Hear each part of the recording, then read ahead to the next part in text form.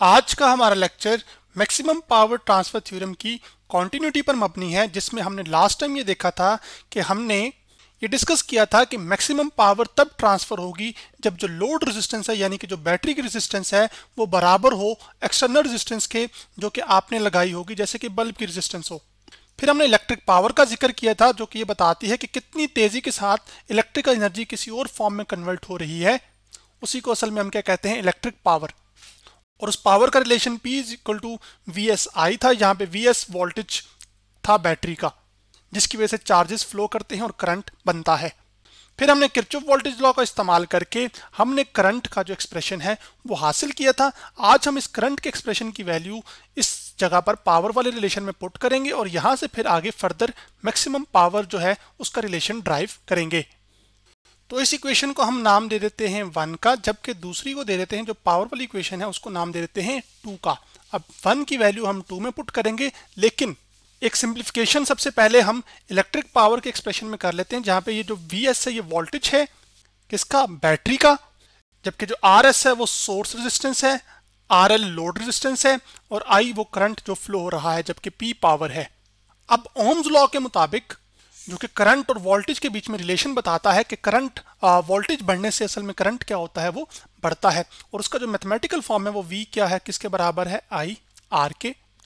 तो अब हम क्या करेंगे कि इस पूरे एक्सप्रेशन को, जिसमें जो Vs वोल्टेज है बैटरी का, वो असल में हम उसकी जगह पुट कर देंगे I, वो जो करंट फ्लो हो रहा है इस पूरे सर्किट में, और IS और साथ क्या आ जाएगा, R जो कि रेजिस्टेंस है।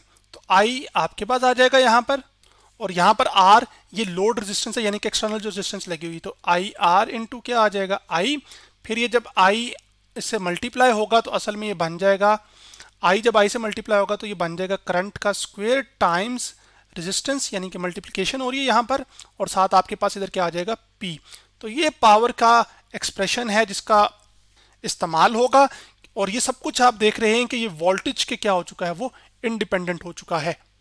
तो अब हम इस एक्सप्रेशन में, जिसको हम 3 का नाम देते हैं, इस 3 में हम 1 यानी कि I की वैल्यू क्या करेंगे, वो पुट करेंगे। तो P हमारे पास आ जाएगा, P is equal to I की जगह ये पूरी टर्म आ जाएगी जो कि ऊपर ये लिखी हुई है, और उसका हमने क्या करना है, वो स्क्वायर लेना है, जबकि साथ R आ जाएगी। ये तो R जनरलाइज है क्योंकि हमारे सिनेरियो में यहाँ पर ये जो R है ये असल में क्या है, वो लोड रेजिस्टेंस है, जो कि असल में किससे लेबल की थी हमने, RL से। तो हम क्या करेंगे कि यहाँ पर R को रिप्लेस कर देंगे किसके साथ, RL के साथ, और इधर साथ क्या आ जाएगा हमारे पास, इस चीज का स्क्वायर आ जाएगा। तो जो P है वो हमारे पास आ जाएगा Vs का स्क्वायर, यानी कि बैटरी जो वोल्टेज प्रोवाइड कर रही है उसका स्क्वायर, जो कि असल में उसकी EMF भी हो सकती है, तो वो EMF ही होती है। तो आप दोनों इस्तेमाल कर रहे हैं, यहाँ पर दोनों ही इस्तेमाल कर सकते हैं। मैं Vs से लेबल करूं या EMF जिसको हम एप्सिलॉन से लेबल करते हैं, जो कि बैटरी की सलाहियत होती है करंट पैदा करने की। अब यहाँ पर क्या आ जाएगा, Vs का स्क्वायर, और साथ क्या आ जाएगा आपके पास RL जो कि लोड या फिर एक्सटर्नल रेजिस्टेंस है जो आपने लगाई हुई है, और नीचे भी एक्चुअली बन जाएगा आपके पास R+S प्लस RL का स्क्वायर। अब अगर हम इस फॉर्म को देखें तो ये लिखा हुआ है एक तरह से, जैसे मैथमेटिक्स में होता है ना फॉर्मूला A+B का होल स्क्वायर, ये कुछ इस तरह की फॉर्म लिखी है ना, दो टर्म्स का सम है और उसका होल स्क्वायर है, तो वो कैसे एक्सपेंड होता है, ये असल में बराबर होता है A square plus B square plus 2AB।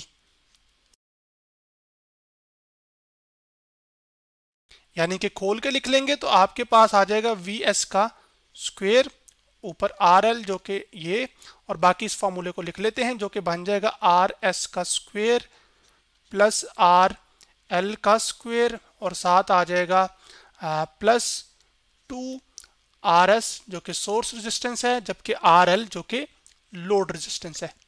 अब हम चूंकि पावर को क्या करना चाहते हैं, मैक्सिमाइज करना चाहते हैं, तो पावर को मैक्सिमाइज करने के लिए जरूरी है कि जो नीचे वाला डिनोमिनेटर है इसकी जो वैल्यू है वो मिनिमम हो, यानी कि कम से कम हो।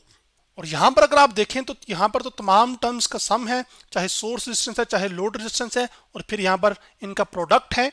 तो तमाम जब वैल्यूज हम पुट करेंगे तो उससे हमें कोई एक आइडियल सिचुएशन अभी इस तरह से नजर नहीं आ रही। लेकिन अगर हम थोड़ी सी सिंप्लीफिकेशन ये करें कि हम इसमें एक चीज ऐड और सब्ट्रैक्ट कर दें, और वो ये हो कि हम इस डिनोमिनेटर के अंदर जो चीज ऐड करें वही सब्ट्रैक्ट कर दें। तो मैं क्या करता हूं कि आपके पास ये जो 2RS इंटू RL की टर्म है इसी को ऐड कर लेते हैं और इसी को सब्ट्रैक्ट कर लेते हैं। तो ओवरऑल रिजल्ट पे कोई फर्क तो नहीं आना चाहिए और यही मैथमेटिक्स कहती है, ठीक है। और अब आपके पास उससे क्या एक फायदा होगा, वो फायदा आपको सामने करता हूं अभी मैं। वो आ जाएगा आपके पास VS का स्क्वायर यहां पर और नीचे आ जाएगा RL और उसके बाद नीचे आपके पास उसी तरह आ जाएगा RS का स्क्वायर प्लस RL का स्क्वायर। और मैंने क्या करना है कि 2RSL को सब्ट्रैक्ट भी करना है और ऐड भी करना है। तो ये -2RS RL, फिर वही टर्म मैंने ऐड भी करनी है ताकि ओवरऑल डिनोमिनेटर पे कोई फर्क ना पड़े। इस वजह से यहां पर आ जाएगा 2RS और RL, जबकि जो बकिया ये वाला 2RS प्लस 2RL है वो भी इधर साथ ही आ जाएगा। तो यहां पे मैंने इसको लिख लिया 2RS और RL।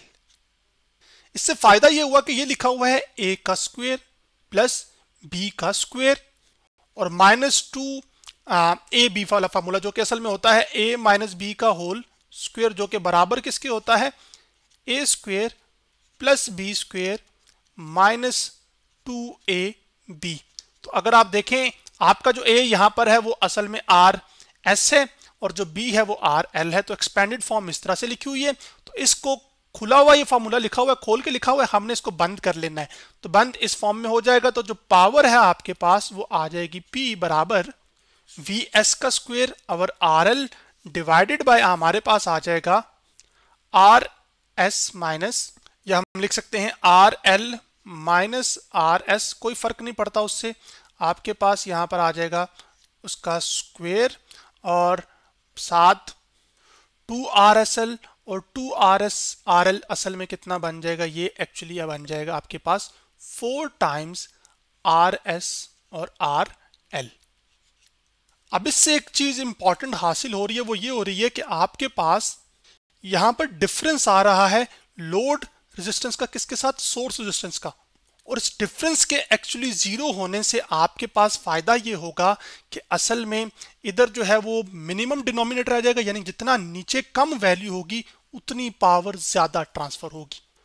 तो आपके पास ये वैल्यू मिनिमम कब हो सकती है, यहां पर दो चीजों का डिफरेंस है और दो चीजों का डिफरेंस क्या कब मिनिमम हो सकता है, वो तभी जब उनका डिफरेंस जीरो हो। इसका मतलब यह है कि आपके पास जब जो लोड रेजिस्टेंस है वो असल में, यानी कि जो एक्सटर्नल रेजिस्टेंस है, जो कि आपके पास यहां पर अगर बल्ब लगा होगा तो बल्ब की जो रेजिस्टेंस है मिसाल के तौर पर वो बराबर हो जाए उस रेजिस्टेंस के जो कि बैटरी की है, जो कि चार्जेस को फ्लो करने को रोकती है कि बैटरी की वजह से चार्जेस फ्लो ना हो। तो आपके पास जब RL बराबर हो जाएगा RS के, तो ये जो टर्म है ये असल में क्या हो जाएगी, खत्म। तो डिनोमिनेटर ये वाला सबसे छोटा रह जाएगा। तो जब से सबसे छोटा डिनोमिनेटर ये रह जाएगा तो उसकी वजह से जो पावर ट्रांसफर होगी वो मैक्सिमम होगी, क्योंकि ये इनवर्सली लिखे हुए हैं एक दूसरे के। तो यहां पर फिर मैं लिख सकता हूं कि maximum power will be transferred कब, जब लोड रेजिस्टेंस यानी कि आपके पास ये वाली या एक्सटर्नल रेजिस्टेंस बराबर हो किसके, सोर्स रेजिस्टेंस के। तो जो मैक्सिमम पावर आएगी हमारे पास, जिसको मैं P मैक्स लिख लूंगा ताकि फर्क तो कर सके ना मैक्सिमम पावर क्या है असल में। तो P जो मैक्सिमम पावर ट्रांसफर हुई होगी बैटरी की वजह से इस रेजिस्टेंस को, जो कि बल्ब की हो सकती है या किसी और कंपोनेंट की हो सकती है, तो वो असल में आ जाएगी VS का स्क्वायर, जो कि बैटरी का वोल्टेज है जिसकी वजह से करंट फ्लो होगा, जबकि RL वो रेजिस्टेंस है जो कि लोड है या एक्सटर्नल रेजिस्टेंस है, और साथ नीचे हमारे पास 4RS और RL आ जाएगा। तो ये हमारे पास मैक्सिमम पावर ट्रांसफर का एक्सप्रेशन आया है। अब अगर इस रिलेशन को हम मिसाल के तौर पर सिर्फ समझाने के तौर पर इस एक्सप्रेशन के लिहाज से देखें, तो यहां पर आप देखें कि यहां से कोई खास आइडिया नहीं हो रहा था कि मैक्सिमम पावर किस तरह से ट्रांसफर होगी, लेकिन हमने जब सिंप्लीफिकेशन की, एक एडिशन जो कि 2RS RL की और उसी को सब्ट्रैक्ट किया, तो उससे हमारे पास एक स्पेसिफिक किस्म की फॉर्म आ गई। और स्पेसिफिक किस्म की फॉर्म से फायदा ये हुआ कि आपको ये पता लग गया जैसे ही आपने जो लोड रेजिस्टेंस है वो बराबर कर दी सोर्स रेजिस्टेंस के, तो मैक्सिमम पावर जो है वो असल में इस रेजिस्टेंस को मिलेगी, यानी कि मैक्सिमम या बहुत तेजी के साथ जो है ना वो इलेक्ट्रिकल एनर्जी इसको ट्रांसफर होगी, यानी कि मैक्सिमम इलेक्ट्रिकल एनर्जी जो कि चार्जेस की मोशन की वजह से होती है वो ट्रांसफर होगी 1 सेकंड में। कब, जब आपके पास लोड रेजिस्टेंस किसके बराबर हो, सोर्स रेजिस्टेंस के। और इसी चीज को हम कहते हैं मैक्सिमम पावर ट्रांसफर थ्योरम, कि जब लोड रेजिस्टेंस सोर्स रेजिस्टेंस के बराबर होगी तो मैक्सिमम पावर ट्रांसफर होगी, और इस थ्योरम का नाम है मैक्सिमम पावर ट्रांसफर थ्योरम। अब इस एक्सप्रेशन में एक और सिंप्लीफिकेशन है, वो ये है कि हमने कहा था कि RL जब RS के बराबर होगा तो असल में इस RS की जगह हम क्या कर सकते हैं, वो RL पुट कर सकते हैं। तो ये जो RL है ये RS के से रिप्लेस हो जाएगा RL से, और ये RL इस RL से क्या हो जाएगा, कैंसिल।